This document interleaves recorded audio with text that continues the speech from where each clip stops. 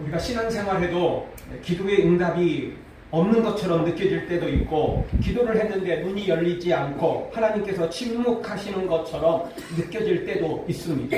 그래서 이렇게 교회를 출석하다가 얼마 지나지 않아 시험에 들어 교회를 떠나는 사람도 있습니다. 그리고 상당한 기적을 또 체험했음에도 불구하고 이런 일이 또 생기면 주님을 떠나기도 하고 시험에 들어 헤매기도 하는 것입니다. 오늘 성경에 보면 가나안 여인이 바로 그런 상황을 만난 것입니다. 그럼에도 불구하고 이 가나안 여인은 절대 포기하지 않았습니다. 그리고는 오늘 읽진 않았지만 28절에 가보면 예수님께서 이 여인을 가리켜서 너의 믿음이 참 크다, 너의 믿음이 너무너무 귀하다, 이렇게 칭찬하시는 것을 봅니다. 그리고는 그 여인의 소원대로 그녀의 딸을 치료해 주시는, 귀신이 들렸었는데 그 귀신을 쫓아내시는 엄청난 기적을 주시는 것을 보게 됩니다. 그런데 이런 과정까지 이 가나안 여인의 험난한 과정이 오늘 성경에 소개되고 있습니다. 짧은 내용이지만 그럼에도 불구하고 이 내용을 보면 이 여인이 얼마나 불쌍하고 이 여인이 얼마나 힘들었는지를 보여주고 있습니다. 그래서 오늘 설교 제목이 믿음은 포기하지 않는 것입니다 라는 제목입니다. 여러분, 믿음을 여러 가지로 정의할 수 있겠지만 오늘 성경은 분명히 말합니다. 믿음은 절대 포기하지 않는 것이 믿음이라는 겁니다. 아무리 믿음이 좋은 것처럼 보여도 중간에 포기해버리면, 또 끝에 포기해버리면 그런 것은 믿음이 아닌 것입니다. 운동 경기를 봐도 초반에는 앞서 나가다가 역전돼버리는 경우도 있어요. 특히 마라톤을 보면 초반에 선두 그룹으로 앞서 나가다가 어떤 경우는 중간에 탈락해버리는 경우도 있어요. 완주도 못하는 경우도 있다고.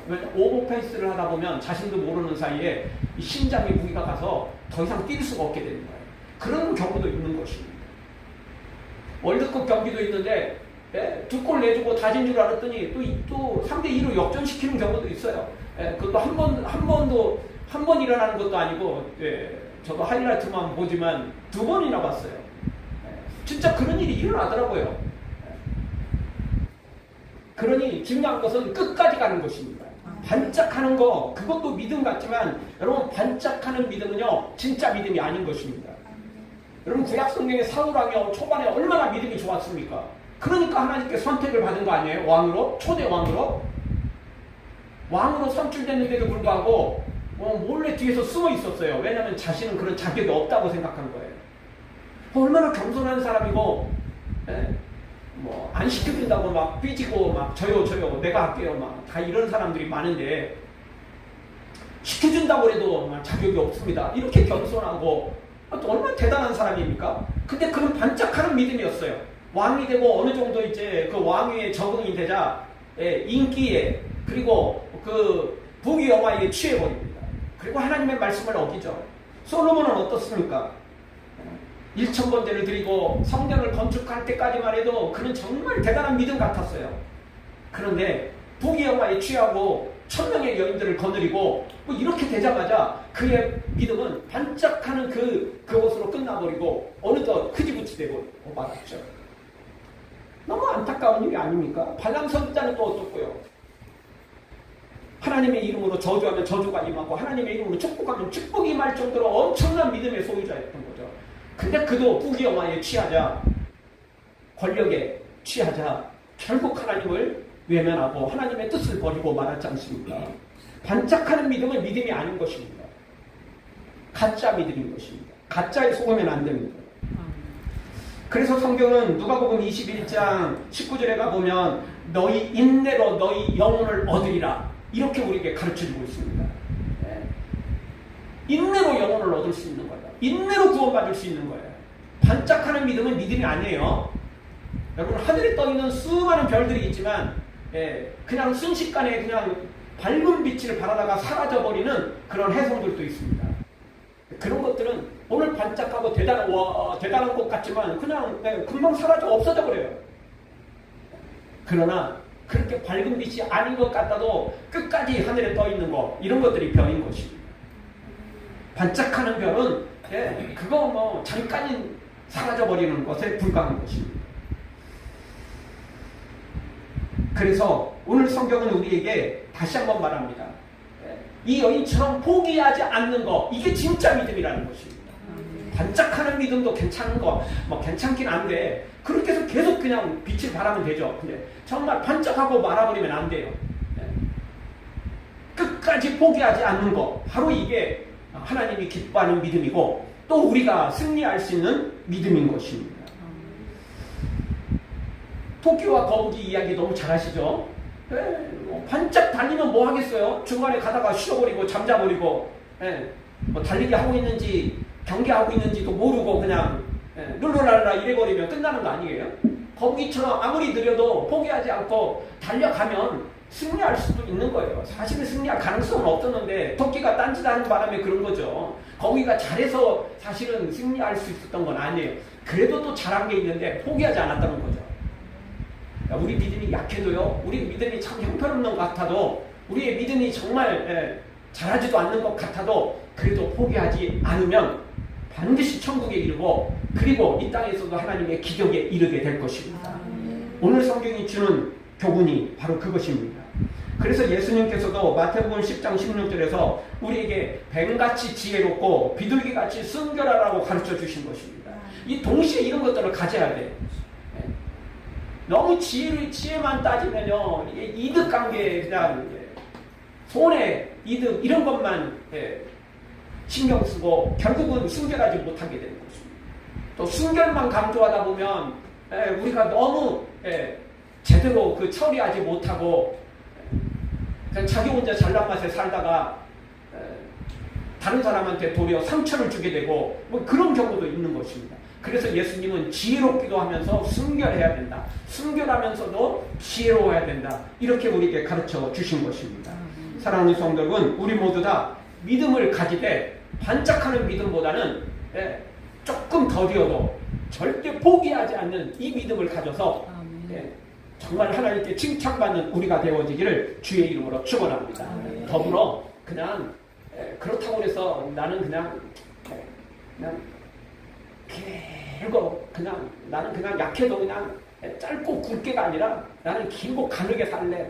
그렇게 생각하지 마시고 반짝하는 믿음, 그걸로 반짝하는 게 문제인 거지 그렇게 빛나는 건 좋은 거 아닙니까? 주님이 원하시는 것은 믿음이 형편없는데 겨우 따라가는 거, 그게 아니고 믿음도 크면서도 끝까지 인내하고 끝까지 포기하지 않고 끝까지 주님 따라가는 거, 바로 이것을 우리에게 원하실 것입니다.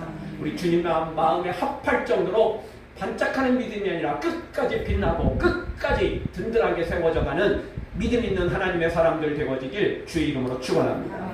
자, 오늘 성경 이 불쌍한 여인이 등장한다고 그랬죠. 이리 보아도 저리 보아도요, 정말 이 여인 너무 불쌍한 여인입니다.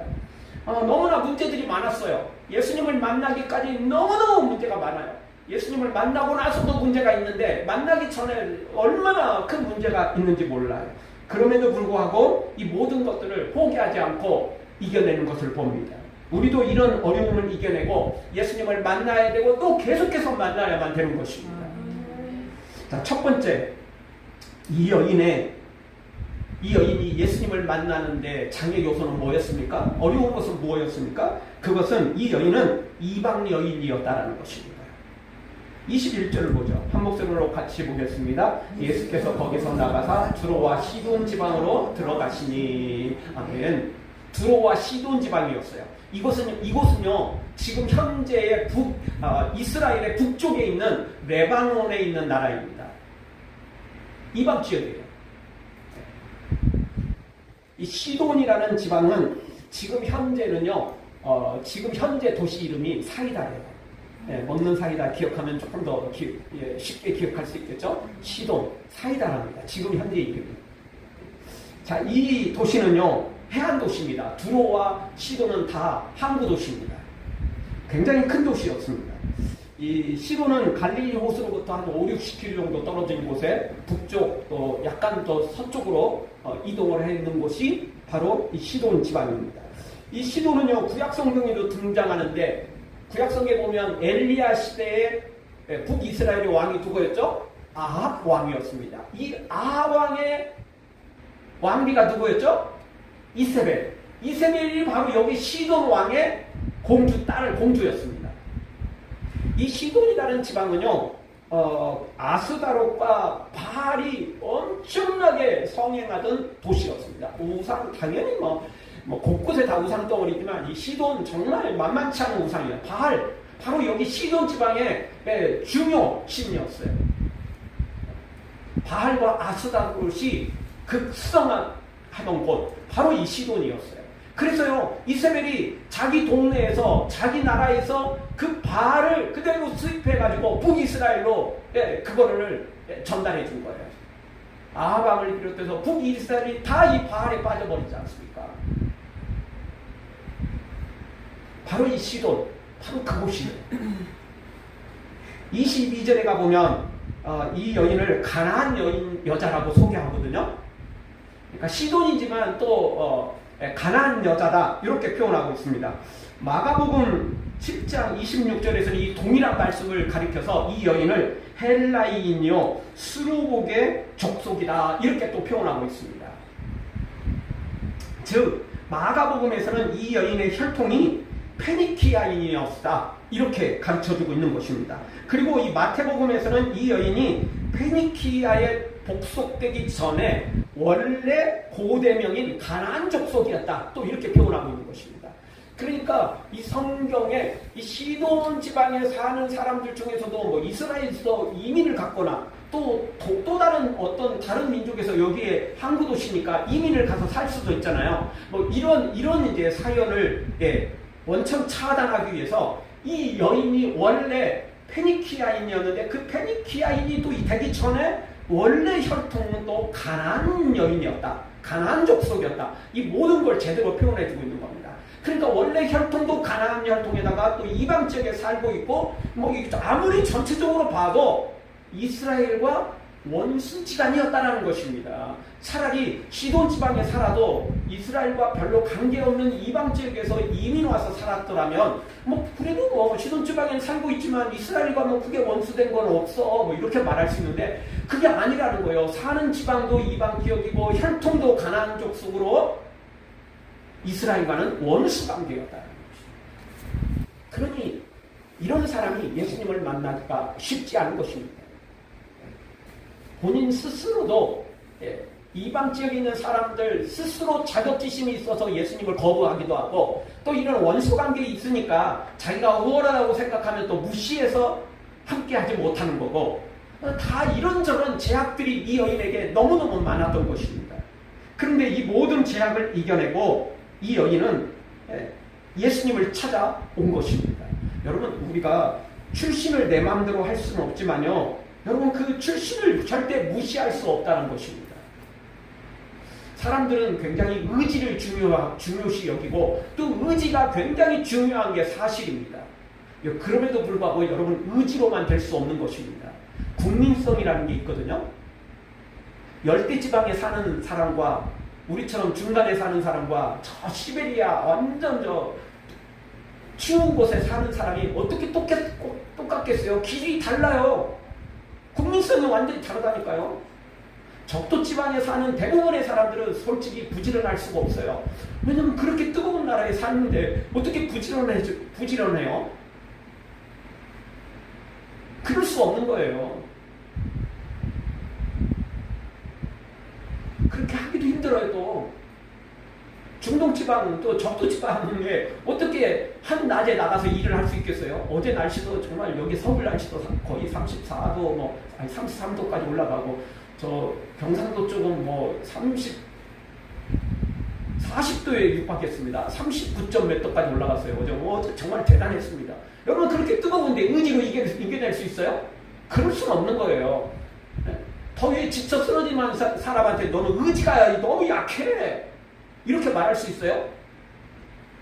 아니 저 북쪽 저 추운 겨울에 영하 막 40도 50도 떨어져 가는데 반팔 입고 반바지 입혀놓고 세워놓고 너 의지가 약해갖고 그렇게 이런 말할 수 있겠어요? 그건 어려운 거예요. 사람은요 출신 성분 그리고 환경 모든 게요 영향을 받을 수밖에 없어요. 의지만 갖고 이겨낼 수 없는 거예요. 이 여인 가나안 출신이었어요. 지금 이방 지역에 살고 있어요. 그런데 예수님을 만날 수 있다? 그렇게 쉬운 게 아니에요.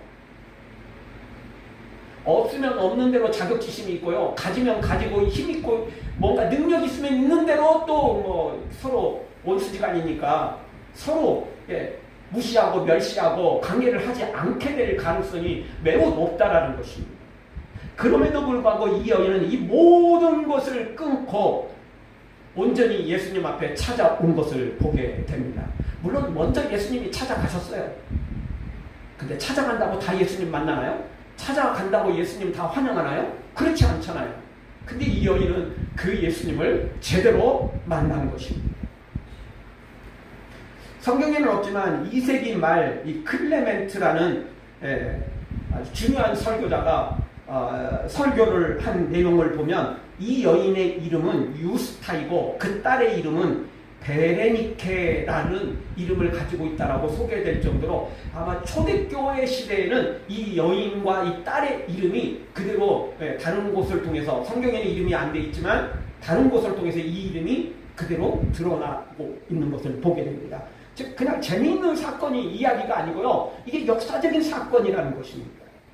하여튼 이 여인은 출신 성분에 엄청난 제약이 있었음에도 불구하고 끝까지 예수님을 찾아와서 만났고 그리고 예수님을 따랐던 여인이었습니다. 그래서 이 놀라운 기적을 체험한 것입니다. 사랑하는 성도 여러분, 우리도 그럴 수 있어요. 혈통적으로도 그럴 수 있고 우리의 출신 성분이 그럴 수 있고 우리의 기질이 그럴 수 있고 남자이고 여자이고 또 뭐 장년이고 중년이고 또 청년이고 뭐 각자 다 다른 환경 속에서 예수님을 만나는데 수많은 장애 요소들이 있다라는 것입니다.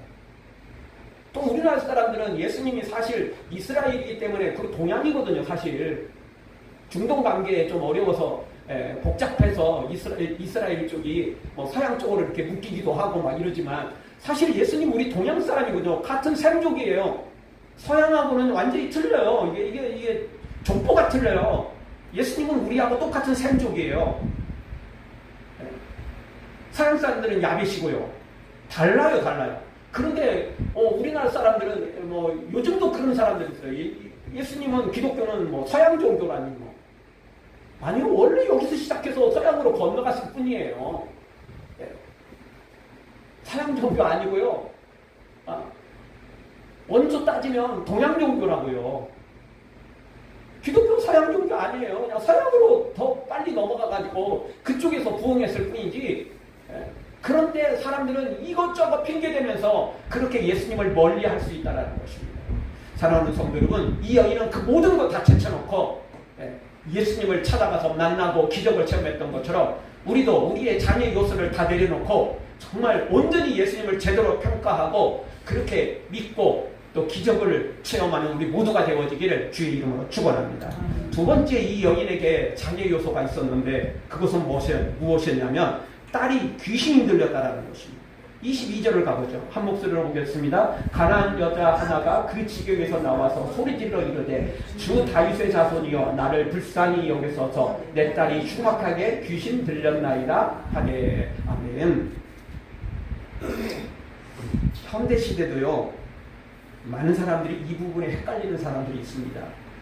여러분, 정신병하고 귀신 들린 거하고는 비슷한 것 같으면서도 절대 똑같지 않습니다. 사실은 비슷한 증상들이 몇 가지 있을 뿐이지 완전히 다른 것입니다. 정신병은요 약물로 어떤 뇌에 뭐 이런 영향들이 있어가지고 약물로 치료가 가능합니다. 그런데 귀신 들린 것은 약물로 치료가 가능이 안 되는 겁니다. 왜냐하면 귀신 들린 것은 이 정신병하고는 완전히 다른 거예요. 물론 정신병에 걸린 사람들한테도 약을 먹으면 약간의 효과가 나타날 수는 있어요. 그것은 치료돼서 효과가 나타나는 게 아니고 그냥 다운시키고 그냥 힘을 조금 얻게 만드는 이런 쪽에서 이제 효과가 조금 나타날 수 있다. 그러니까 막 그 극성을 못 부리는 거예요. 귀신 들림과 정신병을 똑같이 취급해서는 안 돼요. 근데 이걸 모르는 사람들은 정신병이니 귀신 들린 것이니 그냥 구분을 안 하고 똑같이 생각하는 거예요. 그냥 다 정신병이라는 거죠. 그러나 분명히 달라요. 여러분, 정신병은요 충분히 약물로 어느 정도 커버가 돼요. 어려운 것도 있긴 있는데 아직 그런 약이 제대로 개발되지 않아서 어려운 것도 있는데 사실은 많은 것들은 약으로 해결돼요. 우리나라 사람들은 정신병 하면 막 다 이상한 줄 알고 있고 그래서 뭐 정신과 가서 치료받고 뭐 이러면 막 무슨 막 진짜 정신병이 걸려갖고 막 사람 미친 거 아니야 막 이렇게 사회 이 인식이 그런데요. 사실 미국이나 서양 쪽은요. 약간의 충격을 받으면 부모가 돌아가시거나 배우자를 먼저 보내거나 자녀를 잃거나 또 아주 뭐 인생에 수많은 충격들이 우리 앞에 있거든요. 그러면요 그들은 정신과에 가서 정신과 상담을 받고 또 정신과가 아니더라도 상담자의 상담을 받고 다 이런 걸 많이 합니다. 우리나라 사람들은 그런 걸 안 하니까 사실은 멀쩡한 것 같지만 정신적으로 문제가 많고요. 이 정서적으로 문제가 굉장히 많아요. 그걸 문제시하면 안 되고요. 그걸 죄악시하면 안 되거든요. 그거는 우리가 살아가면서 정신적인 충격을 받았으면 당연히 그거를 해결을 해야 돼. 풀어야 돼요. 감기 걸리면 당연히 뭐 핏대로 하면 주사도 맞아야 되고 때로는 약도 먹고 뭐 열심히 먹고 뭐 쉬기도 하고 뭐 이래야 되는 거 아니에요? 몸에 상처가 났으면 빨간 약이라도 발라야 되는 거 아니에요? 밴드라도 붙여야 되는 거 아니에요? 놔두면 그거 더 오래 가거든요. 잘못하면 덧날 수 있거든요. 조금 심하면 항생제 먹어야 된다고요. 안 그러면 더 커질 수 있어요. 육체만 그렇습니까? 우리의 마음도요, 우리의 정신도요, 똑같이 그런 위험에 빠질 수 있어요. 상처를 받으면 치료를 받아야 돼요. 우리의 영혼도 똑같죠. 영혼도 상처받을 수 있어요. 그러면 치유받아야 된다니까요. 온전히 예수님께 치유를 받아야 되고 또 예수님으로부터 치유를 받아야 되지만 그게 반드시 또 예수님으로부터만 또 받는 것은 아닙니다. 왜냐하면 예수님께서 직접적으로 고쳐주실 때도 많지만 다른 사람들을 통해서 교회 안에 모든 여러 가지 그 것들을 통해서 그걸 이용해서 역사하실 때도 많거든요. 그래서 우리 이제는 잘 알잖아요. 아프면 교회 기도를 해야 될까 병원에 가야 될까 고민할 필요가 없는 거예요. 먼저 기도해야죠. 그러면서 모든 치료를 받아야 돼요. 왜냐하면 우슬도 하나님이 먼저 주셨거든요. 이거 사탄이 준 거 아니에요. 약도 사탄이 준 거 아니에요. 하나님이 주셨어요. 최초의 수술은 하나님이 하셨잖아요. 아담을 잠재우시고 갈비뼈를 꺼내가지고 여인을 만들었거든요. 하나님이 최초의 마취를 하신 거고 최초의 수술을 하셨어요. 하나님이 주신 거라고요. 다시 돌아와서 이 여인의 딸이 귀신이 들려버렸어요. 다른 질병도 참 무서운 거고 중병이 걸렸다. 그래도 무서운 건데 그래도 그런 것들은 기적이 또 일어나기도 하거든요. 갑자기 죽을 사람이 살아나기도 하고 정말 놀라운 일들이 벌어지기도 해요. 그런데요. 정신병은 절대 그럴 수 없어요. 여러분 정신병에 걸렸는데 쉽게 낫는 법이 그렇게 절대 쉬운 게 아니에요. 정신병도 무서운데 귀신 들린 거요. 이거는 죽어도 안 돼요. 진짜 우리 옛말처럼 죽었다 깨어나도 안 되는 건 귀신 들린 거예요. 여러분 사탄이 그 영혼을 붙잡아 놓고 그냥 놔두겠어요? 하나님의 자녀들인 우리도 할 수만 있거든. 우는 사자와 같이 삼킬자를 두 잡고 있는데 이미 자기 밥이 된 사람을 놓아주겠어요? 그런 일은 절대 없어요. 절대 그런 일은 없다고요. 그런데 이 가나안 여인의 이 딸이 귀신 들려버렸어요. 어디서 나올 수 있겠어요? 세상에 어떤 정신과 의사를 찾아가고 어떤 방법을 취하고 요행을 바라도요. 귀신 들린 사람이 나을 수는 없어요. 하나의 방법밖에 없어요. 예수 그리스도의 이름으로 귀신을 쫓아내고 치유하는 방법 외에 다른 방법은 없는 거예요. 아멘. 유일한 방법이 바로 그 방법이에요. 정신병은 어떻게 요행이라도 바랄 수 있고 중병은 어떻게 요행이라도 바랄 수 있지만 귀신 들린 건 안 된다니까요. 죽어도 안 돼요. 사탄이 절대 안 놓아줘요. 사탄을 한번 물으면요. 죽어도 안 놓아줍니다. 같이 죽자는 게 사탄이거든요. 그런데 사탄도 꼼짝 못하는 건 예수 그리스도의 이름으로 명령하면 예수 그리스도의 이름으로 선포하면 사탄이 자동으로 풀리는 거예요. 자기가 원해서 그런 게 아니고 뭐 어떻게 할 수 없는 거죠. 자동이에요 그게. 그런데 이 가나안 여인은 바로 이 귀신 들리는 것을 제대로 안 거예요. 물론 이 여인도 처음에는 많은 의원들을 찾아갔을 것이고 민간요법을 뭐 사용하기도 했을 것이고 또 다른 어떤 요행을 바랄 수도 그렇게 바라면서 살아왔을지도 모르겠죠. 그런데 예수님의 소식을 듣고 나서는 온전히 이 문제는 예수님만이 해결할 수 있다. 이것을 안 거예요. 그래서 끝까지 포기하지 않은 거죠. 그래서 예수님을 찾아왔고 만난 거예요. 이런 엄청난 장애가 있음에도 불구하고 끝까지 예수님을 소망했던 것이죠. 많은 사람들이 교회 가봤자 천지를 창조하셨다고? 모든 걸 다 하실 수 있다고? 믿지를 않는 거예요. 안 믿어요. 안 믿어요. 교회? 서양 종교 아니야? 예수? 그냥 뭐 신화 속 존재 아니야? 이렇게 생각하는 사람들이 너무 많아요. 또 그런 간증을 들어도요, 저는 저 광신자들 없는 이야기 지어내가지고 이렇게 생각하는 사람이 너무너무 많아요. 자기 주변에 또 가까운 사람이 그런 간증을 해도요, 그냥 한 귀로 듣고 한 귀로 흘리는 사람도 너무 많아요. 엄청난 기적을 체험했음에도 불구하고 그걸 생생히 자기 가슴에 새기는 사람들이 생각보다 많지 않아요. 한 귀로 듣고 한 귀로 흘리고 듣지도 않고 이러는 사람들이 너무 많다는 것입니다. 그런데 이 여인은 그렇지 않았어요. 귀신 들린 거 이거는 다른 방법이 없고 예수님을 만나야만 해결되니까 죽어도 예수님을 찾아온 거예요. 죽어도 예수님을 떠나지 않는 것이죠.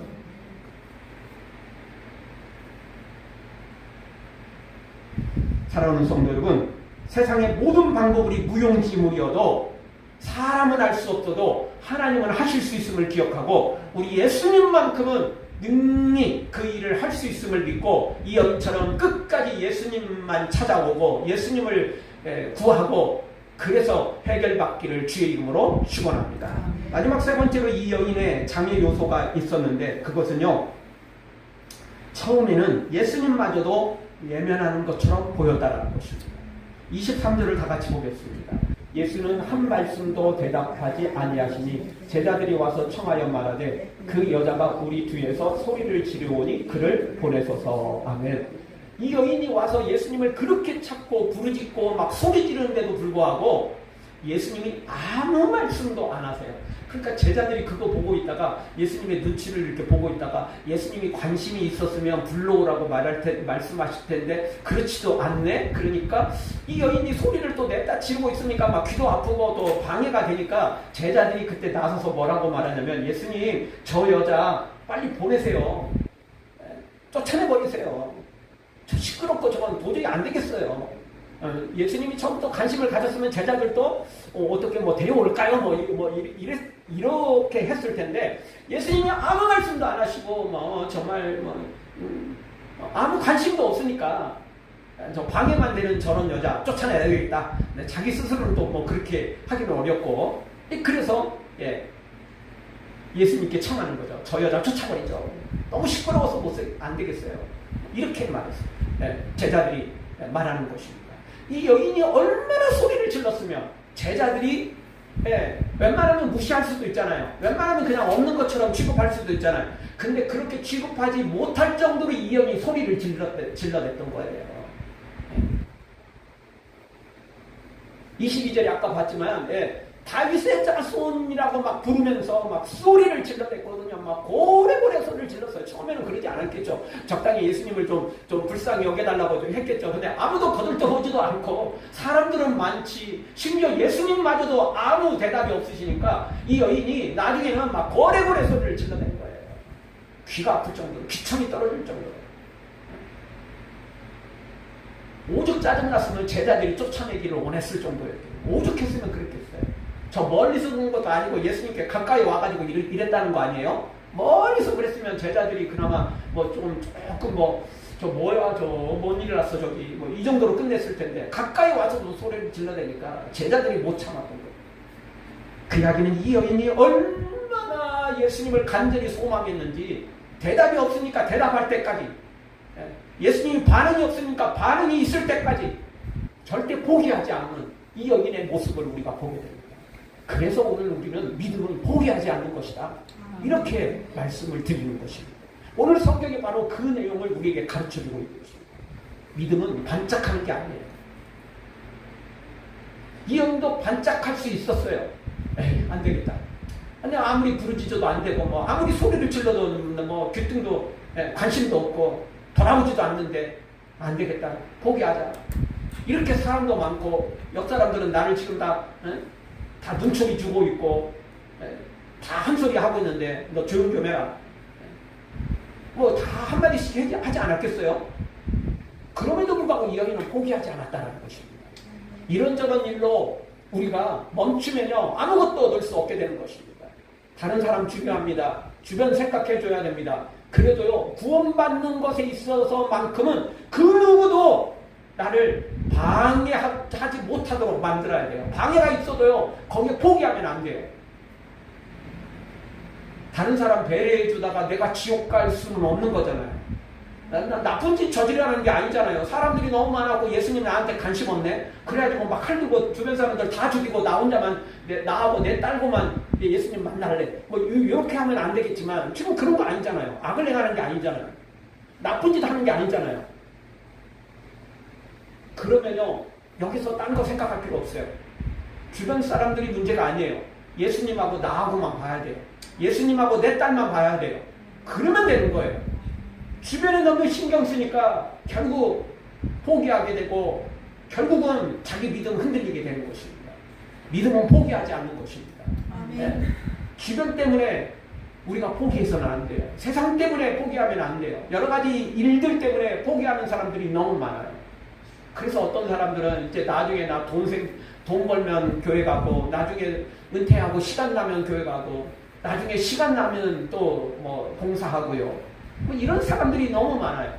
그러다가 믿음마저도 잃어버리고 반짝하는 믿음으로, 가짜 믿음으로 끝나버리는 그런 경우도 있다는 것입니다. 따라서 오늘 우리는 절대 그 어떤 것도 방해가 되지 않도록 포기하지 말아야 됩니다. 어떤 것이 방해해도 절대 주님을 포기해서는 안 되는 것입니다. 그래서 우리가 너무나 잘 아는 잠언 8장 17절, 분명히 우리에게 다시 이렇게 가르쳐주고 있습니다. 나를 사랑하는 자들이 나의 사랑을 입으며 나를 간절히 찾는 자가 나를 만날 것이니라. 아멘. 아무나 예수님의, 하나님의 사랑을 받을 수 없어요. 아무나 하나님을 만날 수 없다니까요. 정말 사랑해야 되고, 그리고 찾아도 그냥 찾는 게 아니에요. 대충 찾는 거 아니에요. 어떻게 찾아야 돼요? 간절히 찾아야 돼요. 목숨 내어놓고 찾아야 돼요. 생명 내어놓고 찾아야 된다니까요. 포기하지 않고 찾아야 돼요. 그럴 때 예수님 제대로 만날 수 있는 것입니다. 이 여인이 그랬던 것입니다. 사랑하는 성도 여러분, 우리 모두 이 여인처럼 절대 포기하지 말고 주님을 간절히 찾아서 반드시 주님을 만나고 기적을 체험하는 승리자로 살아가기를 주의 이름으로 축원합니다.